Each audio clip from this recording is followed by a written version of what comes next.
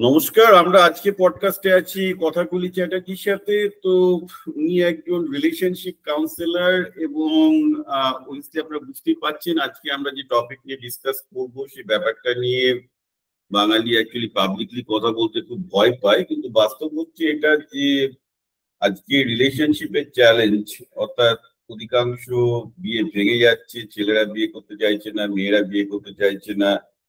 এই সমস্যাটা শুধু বাঙালি বা ভারতের নয়, গোটা বিশ্ব জুড়েই চলছে। তো আজকে কথাকলি দিদি আমাদের সাথে আছেন এবং ওনার কাছে এবার জানতে চাইবে স্পেশালি আজকে পশ্চিমবঙ্গ এবং বাঙালি পার্সপেক্টিভে বাঙালিদের মধ্যে যে রিলেশনশিপের চ্যালেঞ্জ গুলো উনি দেখছেন একজন পেশাদার কাউন্সিলর হিসেবে। কথাগুলো দেবী আপনাকে অনেক ধন্যবাদ আসার জন্য।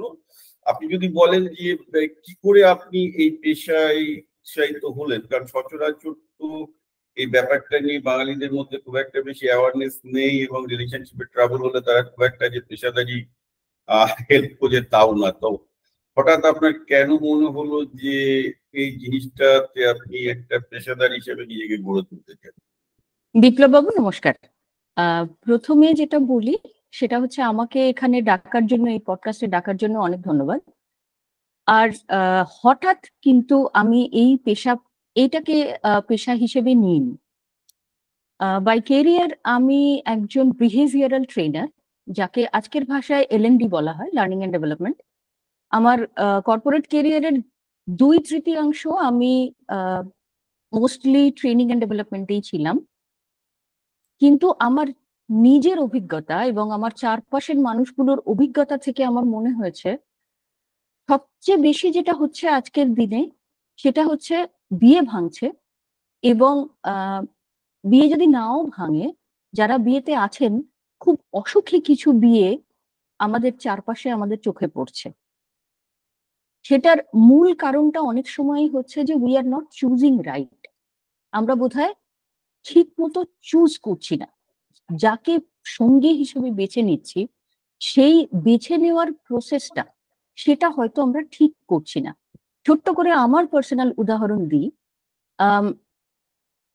আমি I come from a very dysfunctional childhood. আমার নিজের ছোটবেলাটা খুব ডিসফাংশনাল কেটেছে। সেটা আমার বাবা মার কি বলবো, সমস্যাটা আমার বাবা মার, কিন্তু দায়ী মানে ভিকটিম আমি। এটা যখন হতে দেখেছি তখন একটা সময় এসে মনে হচ্ছে যে না, এটা নিয়ে কাজ করা দরকার। সেইখান থেকে আমরা শুরু করেছিলাম যে কি করা যায়, কিভাবে অ্যাওয়ারনেস তৈরি করা যায়, যে যাকে সঙ্গী হিসেবে বেছে নেব কি করে বুঝবো যে he or she is the right one. এখন আমরা যেভাবে বেছে নিই, হয় কারোর সাথে আলাপ হলো, তার সঙ্গে সময় কাটিয়ে, বা অ্যারেঞ্জ ম্যারেজ যখন করি, we look at the hard data, যে ঠিক আছে, দেখতে ভালো, কেরিয়ার ভালো, ব্যাকগ্রাউন্ড ভালো, ফ্যামিলি ভালো, ওয়েলদি, বা পড়াশুনো জানে, বই পড়ে, ছবি আঁকে, গান গায়, এগুলোই কি ঠিক? মানে এগুলোই কি একমাত্র ক্রাইটেরিয়া? সেইখান থেকে আমরা আমি পার্সোনালি এই ব্যাপারে আরো কাজ করার জন্য তৈরি করেছিলাম নিজেকে। আপনার প্রশ্নের উত্তরটা খানিকটা দিতে পারলাম কি? না না, নিশ্চয়ই বুঝতে পারছি আপনার এটা অভিজ্ঞতা। আমি একটা আপনার কথা ধরে এক প্রসঙ্গে বলি। দেখুন, এই বিষয়ে কথা বলতে গেলে তো কথা বলার অনেক কিছুই আছে। যেমন আমরা যেহেতু জীবন জীবিকাতে মোস্টলি অভিভাবক এবং বাচ্চাদের নিয়ে চিন্তিত, সেহেতু আপনার রিলেশনশিপটা এখন থাক। আমি ফার্স্ট পয়েন্টেই আসি এখান থেকে, যে অবভিয়াসলি স্ট্যাটিস্টিক্স বলছে, আমি এটা ভারতেরও স্ট্যাটিস্টিক্স বলছি, অ্যাপ্রক্সিমেটলি 60% ম্যারেজের ক্ষেত্রে হাজব্যান্ড ওয়াইফ সেক্সলেস ম্যারেজে আছে, সম্পর্ক অত্যন্ত বাজে, কিন্তু ছেলে মেয়েকে মানুষ করছে, হয়তো ডিভোর্স করেনি। এবং এটা অবভিয়াসলি একটা ছেলে ডিভোর্স করলেও ছেলে মেয়েদের মনের উপর এফেক্ট করছে, না করলেও আরো বেশি করে, না করলে আরো বেশি করে। ডিবেটেবল ইউএস এর যে রেজাল্ট আছে সেটাতে দেখা যাচ্ছে যে দুটো ক্ষেত্রে ইকুয়ালি ব্যাড, কোনোটাকে একটার থেকে ভালো কিছু বলার উপায় নেই। এখানে আমি একটা ছোট্ট একটু ইন্টারাপ্ট করলাম আপনাকে। সেটা হচ্ছে যে আমার ছোট্ট অভিজ্ঞতায়, আমার 4-5 বছরের বিদেশে থাকার অভিজ্ঞতায় আমি দেখেছি যে অনেক বেশি ইন্ডিভিজুয়ালিস্টিক হওয়ার জন্য ওরা মেন্টালি খানিকটা প্রিপেয়ার্ড হয় যে ঠিক আছে, 18 বছরের পর থেকে তো এমনি একা, বাবা মার সাথে থাকলো কি থাকলো না খানিকটা প্রভাব পড়ে, কিন্তু আমাদের দেশে এবং ওয়েস্ট বেঙ্গলে এখনো পর্যন্ত আমরা কিন্তু অতটা ইন্ডিভিজুয়ালিস্টিক এখনো নই, এখনো কমিউনিটি ওরিয়েন্টেড। পশ্চিমবঙ্গের ক্ষেত্রেও যেটা আমি দেখছি সেটা হচ্ছে যে ছেলে মেয়েদের ওপর একটা বিশাল এফেক্ট পড়ছে, হ্যাঁ, বা আমাদের অনেক বেশি পড়ে, কারণ অনেক তারা বেশি দেখছে কমিউনিটি বাবা মারা ওরিয়েন্টেড। যেভাবে নোংরা ভাষায় ঝগড়া করছে বাড়ির মধ্যে, তাতে তো ছেলে মেয়ের উপর এফেক্ট পড়বেই, রাইট? ভীষণ ভাবে পড়ে, ভীষণ ভাবে পড়ে। দিন বাদে তারা না বাবার কথা শুনতে চায় না মায়ের কথা শুনতে চায়, তারা জেদি এবং বিদ্রোহী হয়ে ওঠে। তাই আমি এখান থেকে শুরু করি। এইসব ক্ষেত্রে আপনার কি সাজেশন যে তাদের, আমার তো মতে এক্ষেত্রে বাবা মার সবার আগে একটা ম্যারেজ কাউন্সিলর বা থেরাপিস্ট দিয়ে কথা বলে নিজেদেরকে এটা সর্ট আউট করা উচিত, বা একটা শান্তিপূর্ণ পরিবেশ অন্তত বাচ্চাদের বড় হয়ে ওঠার জন্য দেওয়া উচিত, যেটা আপনি নিজে এইখানেই আমি বলবো যে ভারতবর্ষ এবং আমরা বিশেষ করে ওয়েস্ট বেঙ্গলের লোক, আমরা এখনো একটু বোধহয় পিছিয়ে আছি। আমরা অনেক কিছু ধরে নিই যে আচ্ছা, টেকেন ফর গ্রান্টেড, যে এটা তো হতেই পারে। বাড়িতে অ্যাবিউজ চলছে, কোনো সে মহিলাও হতে পারেন পুরুষও হতে পারেন, কিন্তু শুধুমাত্র পরিবার বাঁচানোর জন্য বা সম্পর্ক বাঁচানোর জন্য বা বাইরের জগতের সামনে একটা পারফেক্ট ছবি ধরে রাখার জন্য আমরা অনেক সময় অনেক কিছু মনে করি যে আচ্ছা ঠিক আছে, this is a part of the game.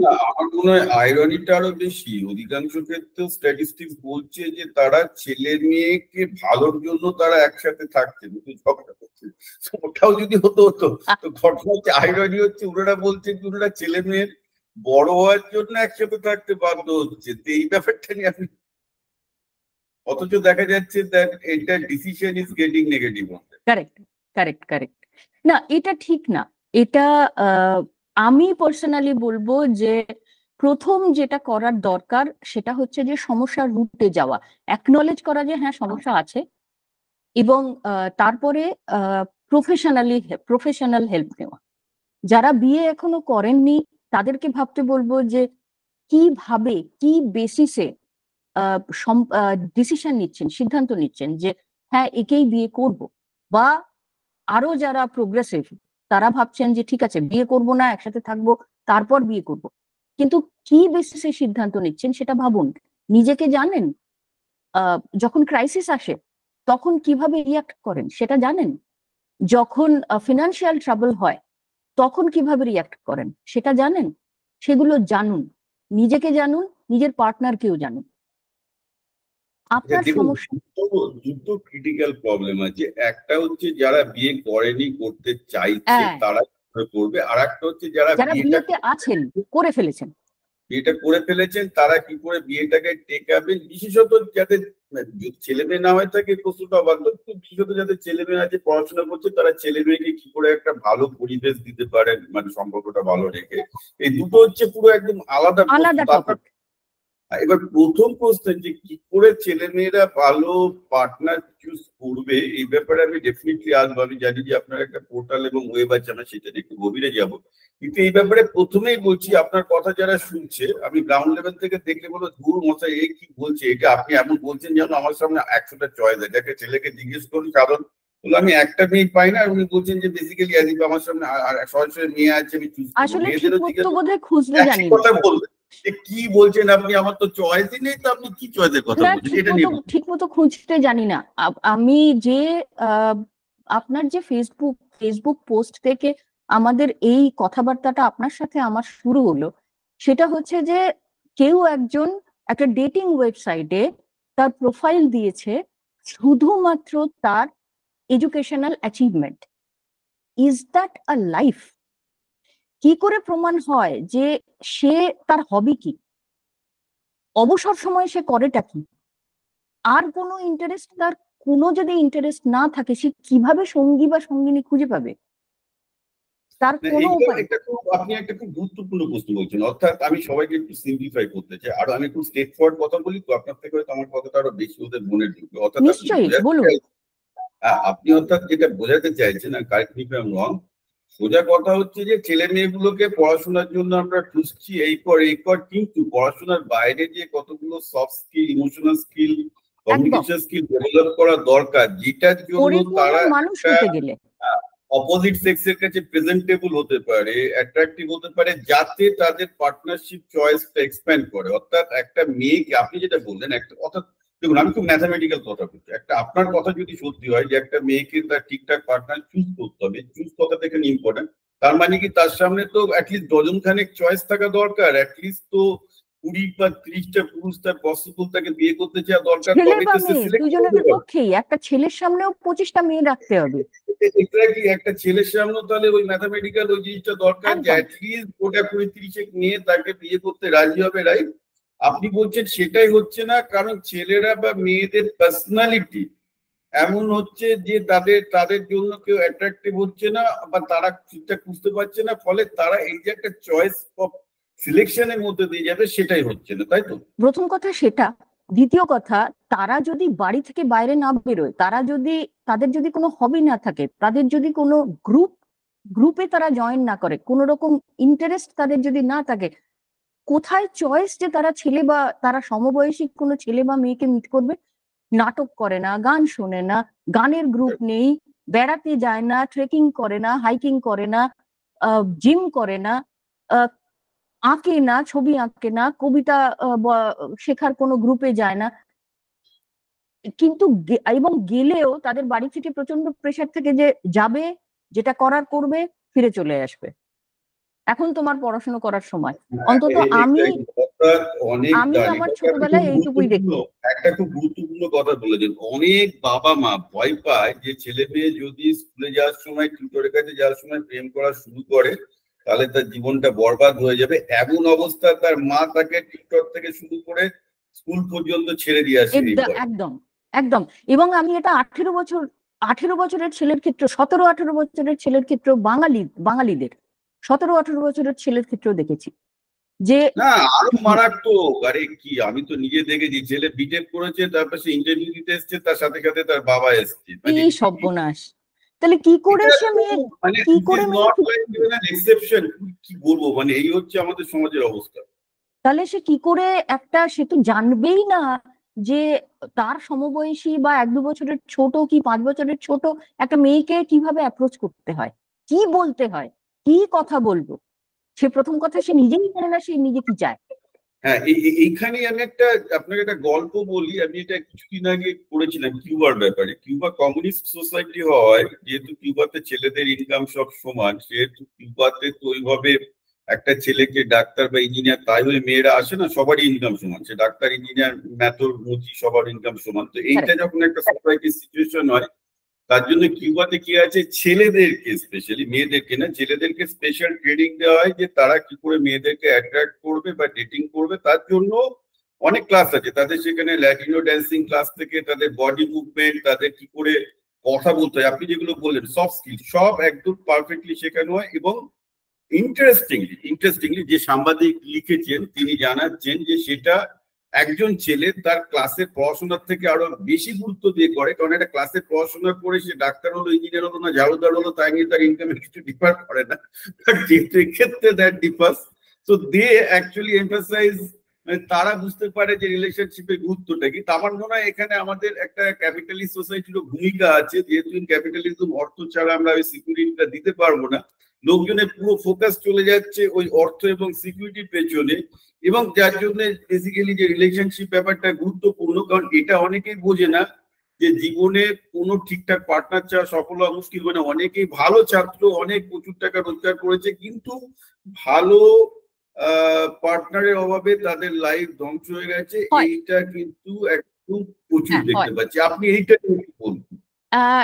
যেটা আপনি বললেন যে কিউবাতে আলাদা করে শেখানো হয় কিভাবে সে মানে ছেলেই হোক মেয়েই হোক কিভাবে সে সঙ্গী বা সঙ্গিনী নির্বাচন করবে বা নিজেকে ইন্টারেস্টিং করে তুলবে, পরিপূর্ণ মানুষ হয়ে নিজেকে মানুষ হিসেবে তৈরি করবে, যে যাতে প্রেজেন্টেবল হয় সে। দুটো জিনিস আছে, সেটা হচ্ছে আমার যেটা পার্সোনালি মনে হয় আমাদের দেশে এবং ওয়েস্ট বেঙ্গলে যদি পার্টিকুলারলি বলি, ইন্ডাস্ট্রি না থাকার জন্যে বা যে কোনো কারণেই হোক, সামাজিক অর্থনৈতিক যে কোনো কারণেই হোক, কম্পিটিশন এত বেশি যে পুরো ফোকাসটা ছোট থেকে শুধুমাত্র পড়াশোনার দিকে দেওয়া হয়। কম্পিটিশন তো সে ধরুন পার্টনার সিলেকশনের ক্ষেত্রে উচিত, হ্যাঁ, অ্যাকচুয়ালি হেল্পফুল। হ্যাঁ, তাহলে একটা কথা হচ্ছে সে শুধু পড়াশোনার ক্ষেত্রে কম্পিটিটিভ, চাকরির ক্ষেত্রে কম্পিটিটিভ, ব্যবসার হ্যাঁ, ক্ষেত্রে কম্পিটিটিভ, কিন্তু সঙ্গী বা সঙ্গিনী সঙ্গিনীর খোঁজার ক্ষেত্রে ক্ষেত্রে হ্যাঁ, কারণ আমরা এখনো গুরুত্ব দিচ্ছি না। এখনো অবধি অনেক, মানে আমি যদি ডেটা দেখি 2023 পর্যন্ত 68% of Indian marriages are arranged. এখনো পর্যন্ত কিন্তু একটা 23-24 বছরের ছেলে বা মেয়েকে আমি দেখেছি, বিশেষ করে দুটো ভাগ হয়ে যায়, আরবান আর সাবারবান এবং রুরাল। 90% ক্ষেত্রে সাবারবান এবং রুরাল ছেলে মেয়েদের আমি দেখেছি যে হাত তুলে দেয়, ও তো আমার মা বাবা যা করবে তাই। না, কিন্তু সেক্ষেত্রেও একটা প্রশ্ন জাগে, রাইট? এখন দেখুন, আমেরিকার তো আমি মনে করি না সিচুয়েশন কিছু আলাদা। এখানেও আমি যা দেখতে পাচ্ছি যে ডেটিং যেগুলো হয় সে ওই রকমই প্রোফাইল দেখে তার কত ইনকাম এইটাই দেখে ম্যাচ করছে। So I don't think there is a love out of love in that love marriage in the sense we believe ইট।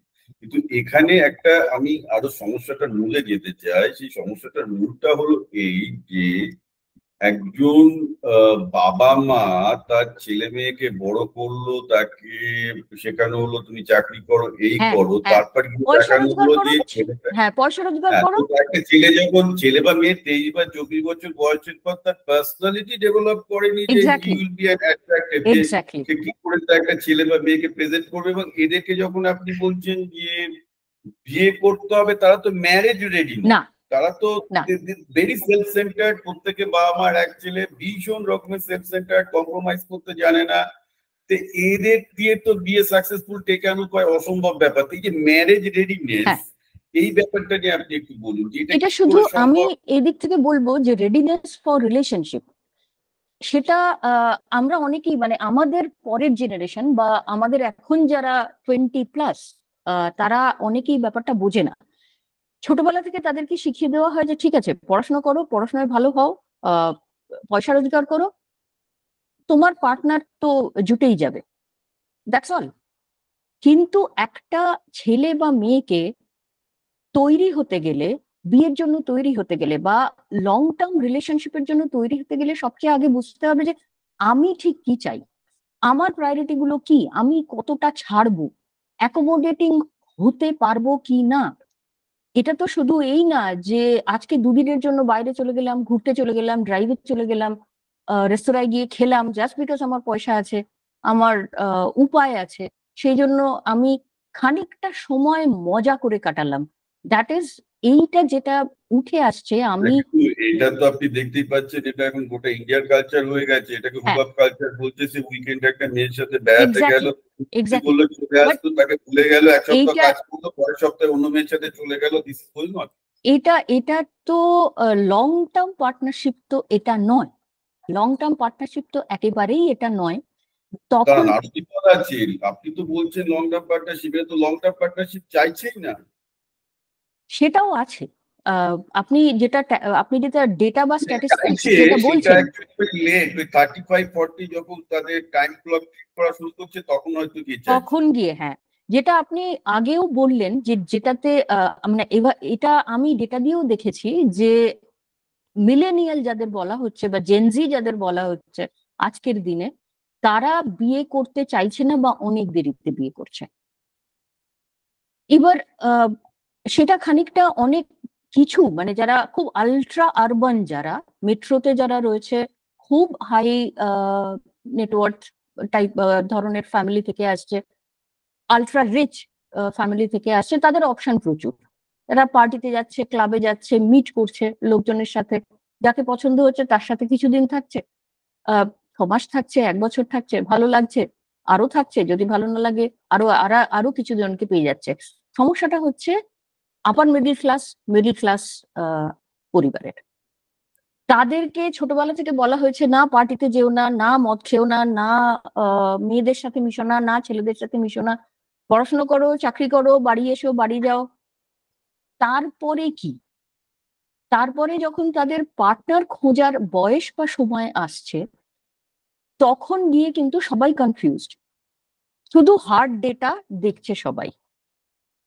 তারপরে কিন্তু সম্পর্কগুলো দানা বাঁধছে না, কারণ পরিপূর্ণ মানুষ হিসেবে নিজেকে প্রেজেন্ট করার মতো এবিলিটিটা কারোরই নেই, না ছেলের না মেয়ের।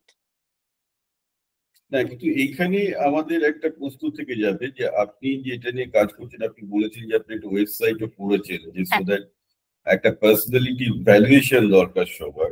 তো আমার প্রথম প্রশ্ন হচ্ছে, আপনি যদি আপনার ওয়েবসাইটটাকে শেয়ার করতে চান, সবাইকে যদি একটু দেখাতে চান, খুব ভালো হয় যে তারা কি করে আপনার ওয়েবসাইটে লগ ইন করে নিজেদের পার্সোনালিটি ইভ্যালুয়েশন করতে পারে, নাম্বার ওয়ান। আর নাম্বার টু হচ্ছে এটা কোন এজ থেকে করবে, এটাকে এটা 14 বছর বয়স থেকে করা উচিত না 24 বছর বয়স থেকে করবে, এই প্রশ্নটাও আবার আছে। ছোট্ট করে আমি একটা ব্যাকগ্রাউন্ড দিই, যেটা আমরা ওয়েব বেসড একটা সার্ভিস লঞ্চ করেছি। তার কারণ মানে জেনেসিস হচ্ছে যে বয়সে একটি ছেলে বা মেয়ের মনে হচ্ছে যে সে সঙ্গী বা সঙ্গিনী চায়, বিয়ের জন্যই বলছি না, সে 18 বছরেও তার যদি মনে হয় বা 16 বছরেও তার যদি মনে হয় সেটা যে তো 14 বছর থেকেও মনে হতে পারে, যখন থেকে তাদের হরমোনাল সাইকেলটা অ্যাডোলেসেন্ট আসছে, রাইট? অ্যাডোলেসেন্ট সময় থেকেই তো এই চাওয়াটা শুরু হয়। Correct. তাহলে আমরা সেই সময়টা থেকেই কেন পার্সোনালিটি ডেভেলপমেন্টের দিকে জোর দেব না, যে ঠিক আছে তোমার এই মুহূর্তে একটা মেয়ে বন্ধু বা ছেলে বন্ধু দরকার, not for anything else but you need to talk, এবং তার জন্য তোমাকে এই পার্সোনালিটি ডেভেলপ করতে হবে। I don't think it's only যে 18+ অ্যাডাল্ট অ্যাফেয়ার, রাইট? আমি এটাই আপনার কাছে জানতে চাইছি একজন পেশাদার হিসেবে, যে এটা কি 14 বছর বয়স থেকে শুরু করা উচিত, না 18 বছর, না 24 বছর? ডিপেন্ড করছে, খানিকটা ডিপেন্ড করছে ম্যাচিউরিটির উপর। তার বাড়ি কতটা প্রোগ্রেসিভ, তার বাড়িতে এইগুলো নিয়ে কতটা খোলাখুলি আলোচনা হয়। আমি অন্তত আপনার এই উত্তরটা নিয়ে আমার আপত্তি আছে। আমি আচ্ছা আপত্তিটার কারণ জানি। বলুন। আপত্তিটার কারণ এই যে দেখুন, এক্ষেত্রে কে প্রগ্রেসিভ আর কে কনজারভেটিভ হ্যাঁ এইটা ভেবে কিন্তু সোসাইটি ডিসিশন নেওয়া উচিত না। সোসাইটি ডিসিশন নেওয়া উচিত what is good for the child. এক্ষেত্রে একটা ইউনিফর্ম ক্রাইটেরিয়া থাকা উচিত যে একটা ছেলে বা মেয়ের জন্য আলটিমেটলি আমরা কি চাইছি। আলটিমেটলি আমরা সমাজের ভালো চাই। সমাজের ভালো হতে গেলে আমাদের ছেলে মেয়েগুলোকে একটা সুষ্ঠু নাগরিক হিসেবে, দায়িত্বশীল নাগরিক হিসেবে তৈরি তৈরি করতে করতে হবে। হবে, সেটাই করতে হবে। তাহলে একজন ছেলে বা মেয়েকে যদি, আজকে আমি তো বলছি যে এইসব রেপ কেস বা এসবের পিছনে এটা তো একটা বড় ফ্যাক্টর, এটা সেক্সুয়াল ডেপ্রিভেশন একটা বড় ফ্যাক্টর।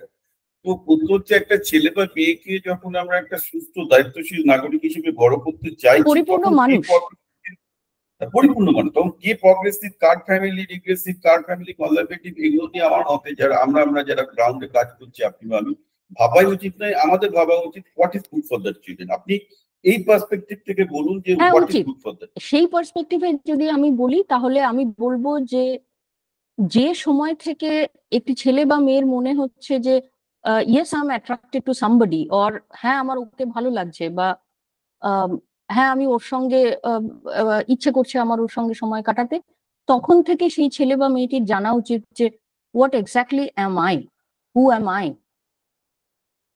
এইখানে আমি একটু ছোট্ট করে বলি যে আমরা কি ওয়েবসাইট বেসড একটা সার্ভিস যেটা লঞ্চ করেছি, সেটা আমাদের 3টে উদ্দেশ্য আছে। উদ্দেশ্য হচ্ছে যে একটি ছেলে বা মেয়ে সে রিলেশনশিপ রেডি কিনা সেটা জানা। রিলেশনশিপ রেডিনেস বলতে বোঝাচ্ছি যে তার প্রায়োরিটি, সে নিজে জানে কিনা যে আমার প্রায়োরিটি কি। কিছু মানুষ খুব কেরিয়ার ওরিয়েন্টেড, এবং রিলেশনশিপে ঢুকে যাওয়ার পরে বা বিয়ে করে ফেলার পরে দেখা গেল তার লাইফটা পুরোটাই কেরিয়ার সেন্ট্রিক, সে ফ্যামিলি ওরিয়েন্টেড নয়। এবার সে যাকে বিয়ে এইটা করলো, দ্বারা এক মিনিট আপনাকে পজ করে বলি, আমি মানে প্রচুর ডিভোর্স দেখলাম এই লাস্ট 10 বছরে। খুব খুব হয়, আমি প্রচুর দেখেছি। ছেলে আইআইটি খড়গপুরে, মেয়ে যাদবপুরে, দুজনাই খুব ভালো ক্যারিয়ার, দুজনে মিলে হয়তো বছরে খুব 1 খুব কোটি সম্ভব। কামাচ্ছে। তারপর দেখা যাচ্ছে বিয়ে করার পর মেয়েটার ক্যারিয়ারের পেছনে ছুটছে, ছেলেটার ক্যারিয়ারের পেছনে ছুটছে, 3 বছর বা 4 বছরের মধ্যে বিয়ে হওয়া। হ্যাঁ খুব, এটা কিন্তু আপনি অবাস্তব বলছেন, এটা আমি নিজের চোখের সামনে দেখছি। হ্যাঁ হ্যাঁ। তো প্রায়োরিটি জানতে হবে, এবং প্রায়োরিটি গুলো কি কি কি কি ক্ষেত্রে, কোন কোন দিক থেকে, যে আমি কেরিয়ার ওরিয়েন্টেড কিনা বা আমি ফ্যামিলি ওরিয়েন্টেড কিনা।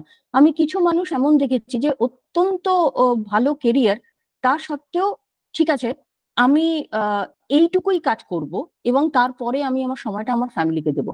তাতে করে হয়তো আমার সিএক্সও লেভেলে, কর্পোরেট এনভায়রনমেন্টে আমার সিএক্সও লেভেলে যাওয়া হবে না, but I am okay with that. এরকম কেরিয়ার, এরকম মানুষও আমি দেখেছি। আবার মানে খুব ভীষণভাবে ক্ল্যারিটি আছে নিজের মধ্যে যে আমি কি চাই। সেটা একটা গেল কেরিয়ারের ক্ষেত্রে। প্রায়োরিটি আমি আরো একটা বলছি, সেটা হচ্ছে কিছু মানুষ বিয়ে বা রিলেশনশিপে যাওয়ার পরেও, এবং সেটা মহিলা পুরুষ নির্বিশেষে, যে আমার পছন্দ, আমার চাওয়া, ইন্ডিভিজুয়ালিস্টিক চাওয়া, সেটা কিন্তু খুব হাই প্রায়োরিটি থাকে। যে ঠিক আছে, আজকে আমি বেড়াতে যেতে চাই, বা আজকে কেন বলুন তো, ছোটবেলা থেকে তো আর বাইরে কিছু তো যারা আগে যখন জয়েন্ট ফ্যামিলিতে বড় হতো তখন মানুষ তার চাওয়া পাওয়া কিছুটা স্যাক্রিফাইস শেয়ার করা শিখতো। সবাই নিউক্লিয়ার ফ্যামিলিতে বড় হচ্ছে। আমার তো মনে হয় একটা ছেলে তার বা মেয়ে তার 22-23 বছর পর্যন্ত একটু স্যাক্রিফাইস বলে যে একটা বস্তু থাকতে পারে যে আমাকে এটা চাওয়ার জন্য, সেই তো ধারণাটাই নেই। তো কোথেকে আসবে? আপনি কি করে এক্সপেক্ট করবেন একটা ছেলে বা মেয়ে 23 বা 24 বছর বয়সে গিয়ে সেটা শিখবে? আমি তো বুঝতে পারছি না। সেটা শিখবে যদি ছোট থেকে কিছু গ্রুপে বা গ্রুপ অ্যাক্টিভিটিসে জয়েন করে, তখনই শিখবে। আমাদের আমাদের দেশে, সেটা আপনিও জানবেন, খুব হাইফাই স্কুলগুলো ছাড়া সোশ্যাল ওয়ার্ক পর্যন্ত করানো হয় না। তারা কোনো রকম কমিউনিটি অ্যাক্টিভিটিসে পার্টিসিপেট করে না, তারা কোনো এক্সট্রা কারিকুলার অ্যাক্টিভিটিসে পার্টিসিপেট করে না। টিম বন্ডিং, টিমের সাথে থাকলে তবে না সে স্যাক্রিফাইস। ঠিক আছে, আজকে ভাই নেই, দাদা নেই, বোন নেই, কেউ নেই, জয়েন্ট ফ্যামিলি নেই, ঠাকুমা নেই, দাদু নেই, সব বুঝলাম, কিন্তু যদি ছোটবেলা থেকে কিছু গ্রুপ অ্যাক্টিভিটিস এর মধ্যেও থাকে না, টিম অ্যাক্টিভিটিসও করে, সেক্ষেত্রেও শেখে যে আচ্ছা ঠিক আছে, টিমের জন্য আমাকে এটা করতে হয়, টিমের জন্য আমাকে এটা ছাড়তে হয়। সকলের সাথে একসাথে মিলেমিশে থাকতে গেলে আমার চাওয়া পাওয়াটাকে সবসময় প্রাধান্য দিলে চলে না। এগুলো তারা জানতে শেখে অন্তত। তো এটাও তো হয় না। এবার পরেরটাতে আসি, রেডিনেস বলতে আমি আরো কি বোঝাতে চাইছি। একটা তো গেল হচ্ছে যে প্রায়োরিটিস, আর একটা জিনিস সেটা হচ্ছে প্র্যাকটিক্যাল লাইফ স্কিল। যে আমি আমার ডে টু ডে কাজগুলো ঠিকঠাক একা একা, বাবা মা কি আমার কাজের লোকের সাহায্য ছাড়া, বা আয়া ন্যানি এসব লোকের সাহায্য ছাড়া সেটুকু করতে পারি তো? জামা কাপড়গুলো কেচে শুকোতে দিতে পারি তো? বা বাথরুমটা পরিষ্কার করতে পারি তো? নিজের বই খাতাপত্র ঘরটা ঠিক মতো গোছাতে পারি তো? বেসিক কিছু রান্না সেগুলো করতে পারি তো? ফিনান্সিয়াল লিটারেসি কাকে বলে আমি জানি তো? মানে যতটুকু টাকা রোজগার করি সবটাই কি উড়িয়ে দিই, নাকি আমি বুঝি যে কতটা সেভ করব, কতটা করব কি না আদৌ, বা কিভাবে করব? বেসিক সেগুলো বুঝি তো? তা না হলে আমি যদি একটা লং টার্ম রিলেশনশিপে ঢোকার পরে দেখা গেল যে একজন খুব সেভ করতে ভালোবাসে আর আরেকজন উড়িয়ে দেয়, তখন কোথায় যাব? না, আমি এখানে একটা স্ট্যাটিস্টিক্যাল রেজাল্টের কথা বলি। ইউএসএ তে একটা গবেষণা ছিল, সেটা কিন্তু আপনার বিরুদ্ধে যাবে, so I can tell this clearly. তাতে দেখাচ্ছে যে একটা হাজব্যান্ড বা ওয়াইফের মধ্যে যতই ঝগড়া হোক না কেন, একে যদি অন্যের উপর নির্ভরশীল থাকে, যেমন এই যে বললেন ডোমেস্টিক, দেখা গেল যে বাড়ির পুরুষটা মেয়ে তার স্ত্রীর ওপর নির্ভরশীল, সে রান্না বান্না ঘর জোর, যেটা ট্র্যাডিশনালি হয়ে থাকে। ট্র্যাডিশনালি আমরা যেটা দেখেছি যে একজন পুরুষ, তার জেন্ডার রোলটা হচ্ছে যে সে ইনকাম করছে আর মহিলাটা তার বাড়ি গুছিয়ে রাখছে, থেকে খাওয়া দাওয়া দিচ্ছে। I think the feminist don't like my statement, কিন্তু তত্ত্ব এটাই বলছে যে একটা স্বামী বা স্ত্রী যখন একে অপরের উপর নির্ভরশীল হয়, দেখা গেল যে মহিলা পুরুষের রোজগারের উপর নির্ভরশীল হয়, পুরুষটি মেয়েটির পুরুষটি তার স্ত্রীর রান্না বান্না থেকে, মানে তার হাউস কিলিং এর উপর নির্ভরশীল, যেটা ট্র্যাডিশনালি হয়ে আসছে, সেক্ষেত্রে ডিভোর্সের চান্সটা কম এই জন্যে যে তারা একে অপরের নির্ভরশীলতাটা জানে এবং কমফোর্ট জোনটা ছেড়ে বেরোতে চায়। কিন্তু এটা বদলাচ্ছে। ডিভোর্সের ক্ষেত্রে যেটা দেখা গেছে, ইউএস এর ক্ষেত্রে স্ট্যাটিস্টিক্স আমার কাছে বদল নেই, যে যখন একটা হাজব্যান্ড আর ওয়াইফ ইন্ডিপেন্ডেন্ট হতে পারে, তখন দেখা যায় যে তার নিজের রান্না সে নিজেই করতে পারে, নিজেই গুছিয়ে থাকতে পারে, তখন কিন্তু দেখা যাচ্ছে যে ডিভোর্সের পরিমাণটা বেশি। বিকজ তারা ওই কমফোর্ট জোনটা তাদের নেই, যে না আমি একে যদি আমার স্ত্রী না থাকে আমার কি হবে, বা আমার হাজব্যান্ড না থাকে আমার কি হবে, কমফোর্ট জোনটা নিয়ে ডিভোর্স করছে। এটা কিন্তু স্ট্যাটিস্টিক্যালি ট্রু এবং এটা নিয়ে রিসার্চ হয়েছে। কিন্তু এখানে আমার আমি একটু প্রসঙ্গ ঘোরাচ্ছি, যেটা খুব গুরুত্বপূর্ণ আমার মনে হয়েছে চিরকাল, ব্যাক টু কিউবা, এই জন্য যে আমার যেটা মনে হচ্ছে যে আজকে আপনি যেটা চাইছেন যে ছেলে মেয়েদের মধ্যে যে পার্সোনালিটি ডেভেলপমেন্ট হতে গেলে আমাদের একটা ওপেন সোসাইটি কিউবার মতো দরকার, যেখানে একটা কিশোর বয়সে একটা ছেলে একটা মেয়ের সাথে প্রেম করলে সেটাকে একটা সোসাইটিকে অ্যাপ্রিসিয়েট করা শিখতে হবে, তারা যেন লুকিয়ে সেই প্রেমটা না করে। এবং রিজেকশনও, বিশেষ করে আরো একটা ব্যাপার আছে, ছেলেরা বা মেয়েরা রিজেকশনেরও ভয় পায়, যে আমি কাউকে প্রস্তাব দিলাম, আমি রিজেক্ট হলাম, সেইভাবে অনেকে এই ব্যাপারগুলো করতে চায় না। এবং কিউবাতে মজার ব্যাপার হচ্ছে এই রিজেকশনটাকে সেলিব্রেট করে ওরা, because they think it's an important thing. এই যে একটা ওপেন কালচার, যেটা আমি বুঝেছি কিউবার উদাহরণ থেকে, যে বাল্য বয়স থেকে প্রেম করার জন্য যে একটা ওপেন কালচার, সোসাইটির একটা ওপেননেস, এইটা যদি তৈরি না হয় আপনি কি করে এই আপনার কাজটা করতে পারবেন? কারণ আমার যেটা মনে হচ্ছে, আমাদের সোসাইটি যদি এরকমই রক্ষণশীল থাকে, তারা যদি প্রেমের ব্যাপারটাকে এরকম সবসময় বিছানার তলায় ঢোকাতে চায়, তাহলে যে আপনি যে পার্সোনাল ডেভেলপমেন্টের কথা বলছেন, সেটা তো আসলেই না, এটা তো একটা মানে আমার কাছে ম্যাথামেটিক্যাল ইম্পসিবিলিটি মনে হয়। খানিকটা ঠিক, খানিকটা ঠিক, এটা চেষ্টা করছি, কিন্তু তার আগেও আমি আপনার আগের পয়েন্টটায় যাব। আপনি যেটা বললেন যে ট্রেডিশনাল রোল, পুরুষ মানুষের ট্রেডিশনাল রোল এবং মহিলাদের ট্রেডিশনাল রোল অনেক সময়, বেশিরভাগ সময় ডাইভোর্স, সেই ক্ষেত্রে, সেই সমস্ত ক্ষেত্রে ডাইভোর্স কম হয়, ভেরি ট্রু। কিন্তু আমাদের, আমি যেটা দেখছি বা আমরা যেটা দেখছি এখন, সেটা হচ্ছে যে এই জিনিসটা কিন্তু বদলাচ্ছে, বদলাচ্ছে বেশিরভাগ সময় মেট্রোগুলোতে বদলাচ্ছে, যে কারণে ডাইভোর্সের সংখ্যাও কিন্তু এই সমস্ত মেট্রোগুলোতে প্রচন্ড বাড়ছে।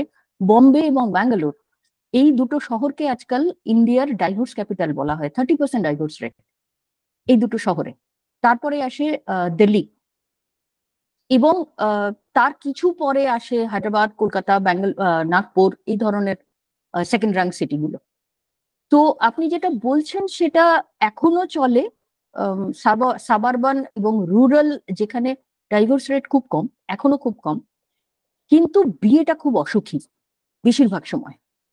এক্সপোজার বেড়েছে, সেই জন্য ছেলেরাও জানে তারা কি হতে পারে, মেয়েরা যদি অর্থনৈতিকভাবে স্বাধীনতা পায় তাহলে কি হতে পারে। মেয়েরাও জানে, যেহেতু তাদেরও প্রচুর এক্সপোজার আছে, হাতে ইন্টারনেট আছে, মোবাইল আছে, স্মার্টফোন আছে, তারাও জানে যে অর্থনৈতিক স্বাধীনতা আমি যদি পাই তাহলে হয়তো আমাকে জাস্ট এই এই লাইফটা আমাকে হয়তো নালিট করলেও চলতে হতে পারে। সেজন্য দুজনেরই ভাবা উচিত, দুপক্ষেরই ভাবা উচিত, যে দুজনেই যদি স্বাবলম্বী হয়, how they are going to get along together. এটা কিন্তু নতুন করে ভাবার সময় এসেছে, দ্যাট ইজ ওয়ান। এরপরে আমি আপনার কথায় ফিরে যাই, যে যে প্রশ্নটা আপনি লাস্ট করলেন, ছোটবেলা থেকে আমাদের ছোটবেলায় অন্তত দেখেছি যে প্রেম জিনিসটাকে প্রশ্রয় দেওয়া হতো না। মনে করা হতো যে প্রেম করলে কেরিয়ার খারাপ হয়, প্রেম করলে পড়াশোনা হয় না, প্রেম করলে কিছুই হয় না, প্রেম করলে জীবন নষ্ট হয়।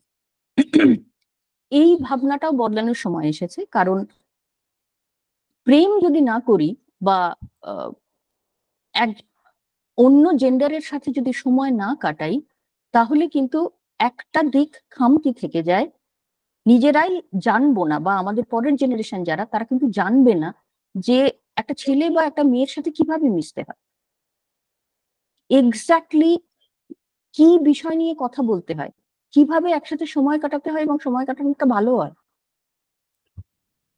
At the end of the day 25 বছরে কেউ যদি বিয়ে করে আর সে যদি 75 বছর পর্যন্ত বাঁচে, তাহলে 50 বছর তো একটা অপোজিট জেন্ডারের সাথেই কাটাতে হবে। তো সেটা 15 থেকে শুরু হোক। এখানে একটা প্রশ্ন কিন্তু খুব উঠে যাবে। প্রশ্নটা হচ্ছে, অনেক ছেলে মেয়ে আজকে বলছে, বাবা এত ঝামেলার মধ্যে দরকার কি, এই সিঙ্গেল হয়েই তো ভালো আছি। আমার যেটা মনে হয়েছে, যারা মনে করে এই সিঙ্গেল হয়ে ভালো আছি, তাদের কিন্তু যত বয়স বাড়ে তাদের উৎকণ্ঠা বাড়ে। আমি নাম বলছি না, অনেক ফেমাস ফেমিনিস্টদের সাথে আমি পার্সোনালি দেখেছি, তাদেরও যত বয়স বাড়ে তখন একটা আশঙ্কা তৈরি হয় যে আমি তাহলে শেষ বয়সে কি হবে। তো এইটা কি বলবেন, একটা বড় সংখ্যায় পুরুষ এবং নারী বলছে না বিয়ে করবো না, সিঙ্গেল থাকতে চাই, এই ভালো আছি, এত ঝামেলার মধ্যে গিয়ে কি হবে? কারণ তারা দেখছেন যে প্রতিটা বিবাহিত নারী বা পুরুষ বলছে সংসারটা হচ্ছে তাদের পেট জেলখানা, মানে নেহাত এই সংসারের জন্য একটা কিছু নিরাপত্তা পাচ্ছে বলে সেই জেলখানায় ঢুকছে আর বেরোচ্ছে, এই হচ্ছে তাদের বক্তব্য। তার জন্য অনেক সিঙ্গেল ছেলে বা মেয়েরা ওই হুকআপ কালচারে বিশ্বাস করছে, তারা বলছে ওই কমিটেড লং টার্ম রিলেশনশিপে যাওয়ার দরকার নেই। এইটা নিয়ে আপনি কি বলবেন, এর কুফলটা নিয়ে আপনি কি? একটা জিনিস বলি, সেটা হচ্ছে যে জীবন জীবন এবং সমাজ, এই দুটো দিক থেকে বলছি, এইটা তৈরি করতে গেলে সত্যি একটা ক্লোজ নেট হ্যাপি ফ্যামিলির দরকার হয়। তো যারা ভাবছেন বিয়ে করবেন না, গান পয়েন্টে তো রাখা যায় না কাউকেই, কিন্তু পার্টনার, এবং সে যদি সঠিক পার্টনার হয়, সে কিন্তু একটা সুস্থ কোয়ালিটি লাইফ দিতে পারে, যেটা অনেক সময় একা থাকলে হয়তো বুক ফুলিয়ে অনেকেই বলেন যে আচ্ছা ঠিক আছে, আমি আমার মালিক, আমি একদম একা, আমার কারোকে জবাবদিহি করার নেই। খুব ভালো কথা। না না, কিন্তু এখানে একটা ব্যাপার আপনাকে বুঝতে হবে, আজকে সবার এক ছেলে মেয়ে, তারা ওইভাবেই মানুষ হয়েছে, তারা কারোর সাথে স্পেস শেয়ার করেনি, তারা একটা মারাত্মক ব্যাপার হয়ে যাচ্ছে। ভাই বোন থাকলে স্পেস শেয়ার করার অভ্যাসটা আছে, স্পেস শেয়ার করার অভ্যাসই নেই। ওইটার জন্যই বলছি যে গ্রুপ অ্যাক্টিভিটিস এবং কমিউনিটি অ্যাক্টিভিটিস খুব জরুরি, খুব খুব জরুরি। প্রত্যেক বাবা মাকে এইটা আমি খুব জোর দিয়ে বলবো যে ছোটবেলা থেকে সে খেলা হোক, কোনো রকম ছবি আঁকা, গান, নাচ, বেড়ানো, হাইকিং, যা খুশি হোক, কোনোভাবে গ্রুপ অ্যাক্টিভিটিসে তাদেরকে তাদের অংশগ্রহণ করতে এনকারেজ করুন। সোশ্যালাইজেশনের কথা বলছেন, যাদের দ্বারা সোশ্যালাইজেশনটা শেখে, হ্যাঁ রাইট? হ্যাঁ, সোশ্যালাইজেশনটা ভীষণভাবে দরকার। দুর্ভাগ্যজনক কথা বলছি, আমাদের সময় তো কোনো প্রাইভেট স্কুল সেরকম ছিল না, সমস্ত সরকারি স্কুলে আমরা পড়াশোনা করতাম। সরকারি স্কুলে পড়াশোনা হতো না, তার সবচেয়ে ভালো দিকটা ছিল কি, তাহলে পড়াশোনা না হলে কি করবে, বাকি সময়টা আমরা বন্ধু বান্ধবদের সাথে আড্ডা ঘন্টা পেটে কাটাতাম। So there was lot of scope of socialization. আমি এইটাই লোকজনকে বোঝাতে পারলাম না যে স্কুলটা সোশ্যালাইজেশনের জায়গা, ওটা পড়াশোনার জায়গা না, ওটা লোকে ঘরে গিয়ে পড়াশোনা করে। তো সেই সোশ্যালাইজেশনটা নষ্ট হয়ে যাওয়ার জন্য এই গ্রুপ ডাইনামিক্স, পার্সোনালিটি ডাইনামিক্সটা কিন্তু একদম নষ্ট হয়ে গেছে। একমাত্র ছেলে মেয়ে সে কি করে শেয়ার করবে? এবার আমি একটা কাজের কথায় আসি। আমি সবাই দর্শকদেরকে জানাতে চাই যে আপনার সাথে আমার পডকাস্ট করা আর একটা লক্ষ্য ছিল যে পরের পডকাস্টটা আপনার সাথে যখন করবো পার্সোনাল, তারা আপনাকে প্রশ্ন করতে পারবে। বিশেষত আমি চাই যে আপনি যে ওয়েবসাইটটা লঞ্চ করেছেন, যেখানে একটা ছেলে বা মেয়ে তার ম্যারেজ রেডি কিনা তার পার্সোনালিটি টেস্টটা করতে পারে, বা তার কি টাইপের পার্টনার দরকার সেটা বুঝতে পারে, এই যে আপনি হেল্প করছেন তাদেরকে একটা সফটওয়্যারের মাধ্যমে, এটা আমি চাই যে আমার যারা ফলোয়ার তারা এই সুবিধাটা নিই। তো আমি যাই হোক, আমি একটা হোয়াটসঅ্যাপ গ্রুপ ক্রিয়েট করছি। আর পরের ইয়েটাতে যেটা আমি করব সেটা হচ্ছে যে আপনি ওনাদেরকে একটা লাইভ ডেমনস্ট্রেশন দেখাবেন, এবং আমরা কিছু ভলেন্টিয়ার এক্সপেক্ট করবো আমার দর্শকদের মধ্যে থেকে, যারা রিলেশনশিপে ব্যর্থ হচ্ছেন বা রিলেশনশিপটাকে ইমপ্রুভ করতে চান, তারা ওনার ওয়েবসাইটে লগ ইন করে, ওনার একটা ফ্রি ট্রায়াল আছে, সেই ফ্রি ট্রায়ালের মাধ্যমে আপনারা দেখুন যে আপনারা ইনিশিয়ালি কতটা আপনাদের পার্সোনালি অন্যটা করতে পারেন। তো এটা একটা আমি পজিটিভ, কারণ আমি একটা আলোচনা করলাম, এটা শেষ হয়ে গেল তো নয়, জিনিসটা একটা পার্মানেন্ট ব্যাপার। কারণ রিলেশনশিপের যে এফোর্টটা একদিনে তো হয় না, কনস্ট্যান্ট এফোর্ট দিতে হবে। এবং সেক্ষেত্রে আমার মনে হয় যে যদি এই আলোচনাটা কন্টিনিউয়াস চলতে থাকে, একটা পডকাস্ট নয়, তাহলে সবাই উপকৃত হবে। হ্যাঁ, সবাই উপকৃত হবে। তো সেই জন্যই আমি এই এই এই পডকাস্টটা যখন আমি ফেসবুক বা ইউটিউবে দেবো, তার সাথে সাথে আপনারা দেখবেন যে এখানে আমি আমার ইউটিউবে ডেসক্রিপশনে এবং ফেসবুকে একটা আমি হোয়াটসঅ্যাপ গ্রুপ দিয়ে দেবো, সেখানে আপনারা ঢুকতে পারবেন এবং ঢুকে আপনারা কথাগুলি দেবীর সাথে ডিরেক্ট ইন্টারাক্ট করতে পারবেন। এবং উনি একজন, একটা জিনিস খেয়াল রাখবেন, উনি একজন পেশাদার লোক এই ব্যাপারে, অতএব উনি পেশাদারি দৃষ্টিভঙ্গি নিয়ে আপনাদের গাইড করবেন with all the professional commitment from both side. আর ওনার ওয়েবসাইট যেটা আছে সেটাতে ফ্রি এবং পেড ফ্রি আছে। তো ফ্রি ট্রায়ালটা নিয়ে আপনারা অন্তত যে নিজেদের পার্সোনালিটি ইভ্যালুয়েশনটা করবেন, এটাই আমার আশা। এই ব্যাপারটা নিয়ে কথা বলি, আমি যদি আর কিছু মিস করে থাকি আপনি একটু বলুন। না না, একদম ঠিক বলছেন। এই জিনিসটা আমি ছোট্ট করে আর একটু বলি যে আমরা কি শুরু করেছিলাম। নট রাইট বলে একটা ওয়েবসাইট আমরা লঞ্চ করেছি কিছুদিন হলো, এবং তাতে 3টে জিনিস আমরা করি। সেটা হচ্ছে যে যেটা আপনি বললেন, বিপ্লব বাবু আপনি বললেন, আমরা ফ্রি একটা টেস্ট মানুষকে নিতে বলি। এই পুরো ওয়েবসাইটটাই দাঁড়িয়ে আছে কিছু সাইকোমেট্রিক টেস্টের উপর। ম্যারেজ রেডি বা রিলেশনশিপ রেডি একজন মানুষ, সে রিলেশনশিপ বা ম্যারেজ রেডি কিনা, সেইটা আমরা এটার একটা ফ্রি টেস্ট আছে। তিনি সেটা, কেউ একজন যিনি ইন্টারেস্টেড থাকবেন তিনি সেটা নিতে পারেন। একটা পেড টেস্ট আছে, যেটা থেকে বোঝা যায় যে একজন সিঙ্গেল ইন্ডিভিজুয়াল, সে অ্যাজ আ রোমান্টিক পার্টনার সে কিরকম, what gets him or her annoyed, conflict resolution তিনি কিভাবে করেন, মানে সোজা বাংলা কথায় ঝগড়া হলে কিভাবে মেটান, ফিনান্সিয়াল হ্যাবিট কি, রেসপন্সিবিলিটি সম্পর্কে তার ধারণা কি বা তার ভিউ পয়েন্ট কি, কিভাবে হ্যান্ডেল করেন।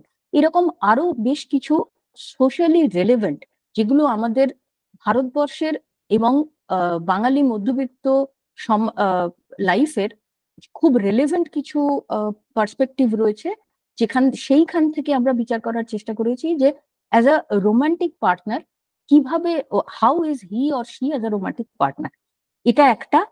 থার্ড যেটা, হয়তো আমি কোনো একজন সিঙ্গেল ইন্ডিভিজুয়াল কারোর সাথে সম্পর্কে আছেন বা কাউকে পছন্দ হয়েছে, তো চাইলে তিনি এবং তার পার্টনার দুজনেই একটা টেস্ট নিতে পারেন, নিয়ে দেখতে পারেন যে how compatible both of them আর।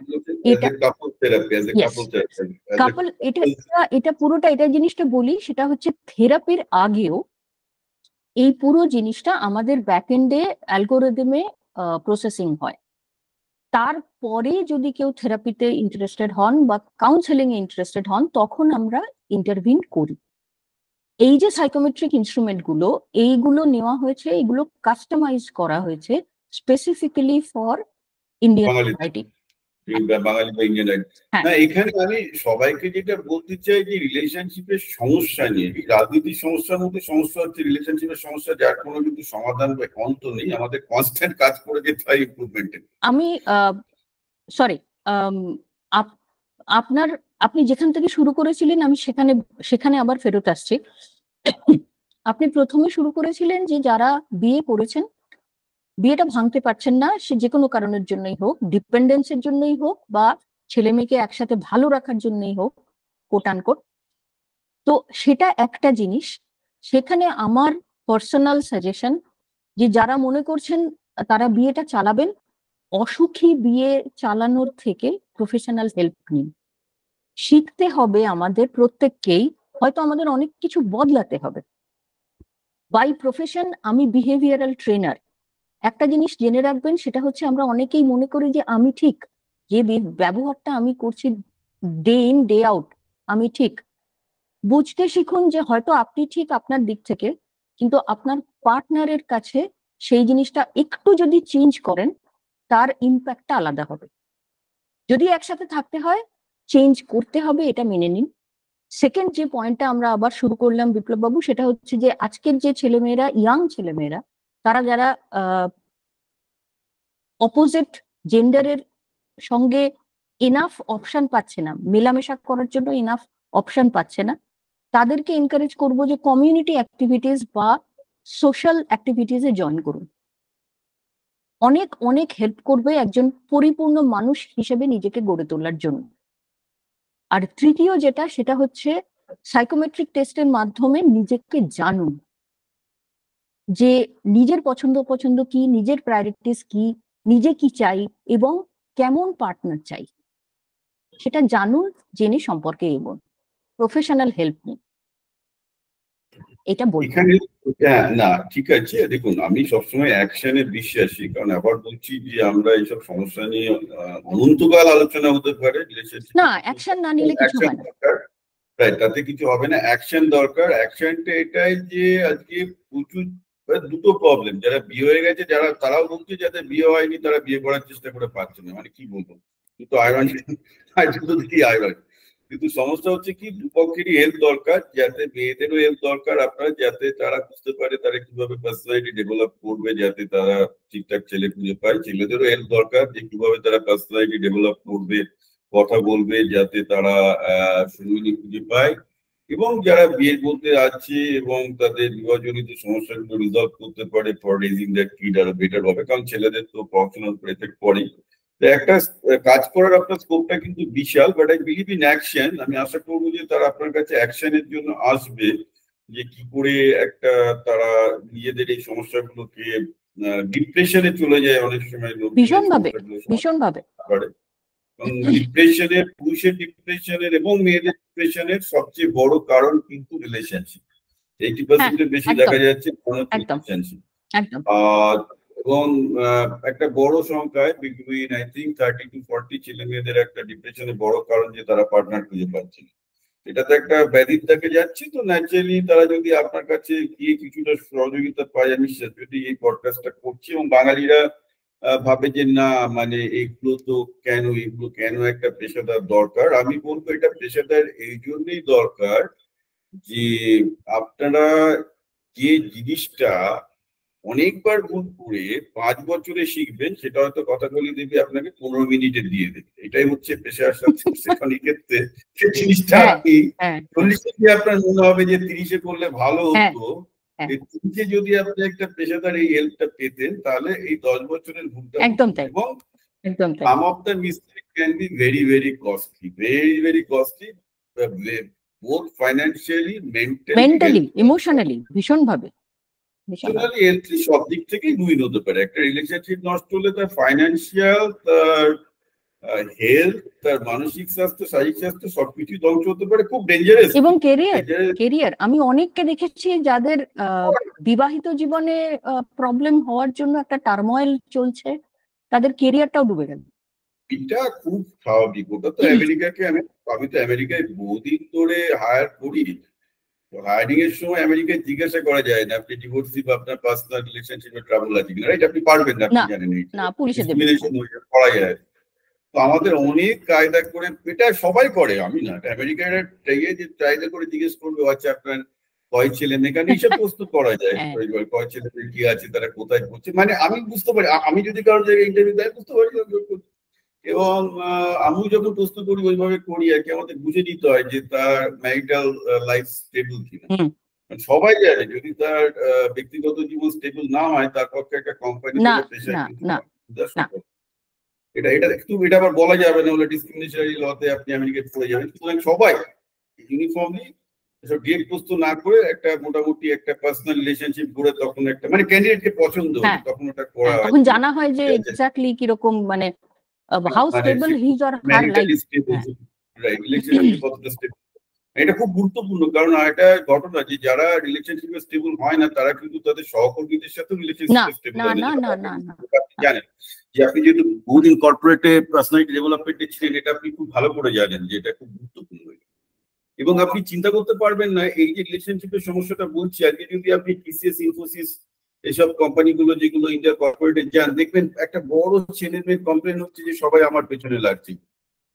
জিজ্ঞাসা করে দেখুন, আমি যখনই কেউ বলে যে আমার পেছনে লাগছে, আমার পেছনে পলিটিক্স করছে, আসল সত্যটা কিন্তু সেটা না। আসল সত্যটা নিজে ম্যানেজ করতে পারছি না, এমন একটা বাজে পার্সোনালিটি তৈরি করেছে তাকে কেউ পছন্দ করে। And they fail to understand this. আমি আপনাকে বলছি clearly, they fail to understand this. They fail to understand this. এখানে আমি ইন্টারভিউ করছি, দুটো জিনিস হয় এটা আমি আমার পার্সোনাল লাইফ দিয়ে দেখেছি এবং আমার কেরিয়ারেও দেখেছি। দুটো জিনিস হয়, সেটা হচ্ছে বেশিরভাগ অনেক ছেলে মেয়ে আছেন একটা ক্লিনিক্যাল সমস্যায় ভোগেন, যেটাকে বর্ডার লাইন পার্সোনালিটি ডিসঅর্ডার বলা হয়। ইমোশনাল রেজিলিয়েন্স খুব লো, কোনো রকম নেগেটিভ ইমোশন তারা নিতেই পারেন না, but they don't have the right kind of coping mechanism. Stress tolerance very very low. সেটা অনেক সময় মানে 90% কেসে এটা কিন্তু একটা ক্লিনিক্যাল সমস্যা। এমন নয় যে এই জিনিসটা এর জন্য আপনাকে সাইকিয়াট্রিস্টের কাছে যেতে হবে বা ওষুধ খেতে হবে, না। শুধু নিজেকে বুঝতে হবে যে হ্যাঁ আমার স্ট্রেস টলারেন্স খুব লো, আমি নিজে stress day to day stress manage করতে পারি না, সেটা বুঝতে হবে এবং সেটার কিছু কোপিং মেকানিজম আছে, সেটা শিখতে হবে।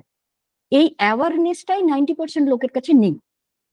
আপনি যেটা বললেন যে অনেকে বলেন কর্পোরেট সার্কেলে যে প্রচুর ছেলে মেয়ে আমার পেছনে লাগছে, সবাই, সব কলিগ, সব বস যে যেখানে যাচ্ছে, আজকে চাকরি পেলো, একটা কেরিয়ার ভালো বা প্রোগ্রেস রিপোর্ট ভালো বা হোয়াট এভার, আইআইএম ব্যাকগ্রাউন্ড, তো চাকরি পেল, কিন্তু মানিয়ে নিতে পারছে না, ভীষণ কমপ্লেন করছে যে না এ ভালো না, ও ভালো না, সে ভালো না।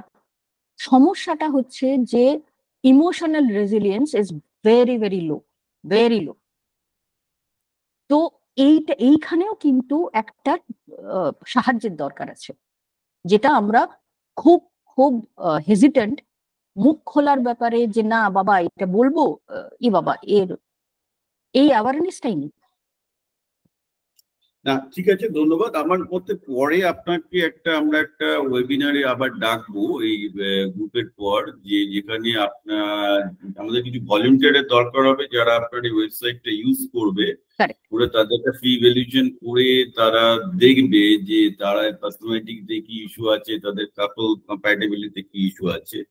তো আশা করা যায় যে আপনি যে উদ্যোগ নিয়েছেন সেটা সফল হবে। আমরা সর্বতভাবে আপনার পাশে থাকবো, কারণ এটা খুব গুরুত্বপূর্ণ। অনেক ধন্যবাদ। চেতনার উদ্যোগের জন্য গুরুত্বপূর্ণ, কারণ এটা ঘটনা। আপনি হয়তো আমেরিকায় যাওয়ার পর আপনার চোখ খুলেছে, আমার আমেরিকায় যাওয়ার পর অনেক ভালো ব্যাপারে চোখ খুলেছে। তো আশা করি যে যে সমস্যাগুলো আমরা বাংলায় দেখতে পাচ্ছি সেই সমস্যাগুলো অন্তত সমাধান না হোক, অন্তত লোকের সেই সমস্যাগুলো নিয়ে একটা আলোচনা করার জায়গা তৈরি, অ্যাওয়ারনেস তো তৈরি হলে আস্তে আস্তে। আপনাকে অনেক ধন্যবাদ। আশা করি যে পরের বার আমরা অনেক ভলেন্টিয়ার পাবো এবং তারা অ্যাক্টিভলি আপনার সাথে ওয়েবিনারে ইন্টারঅ্যাক্ট করবে। আমরা আশা করছি একটু ইন্টারেস্টিং সেশন দেখতে। অনেক ধন্যবাদ, আমাকে ডাকার জন্য অনেক ধন্যবাদ এবং সেশনের জন্য অনেক ধন্যবাদ। ভালো থাকবেন, সকলকে বলছি ভালো থাকবেন।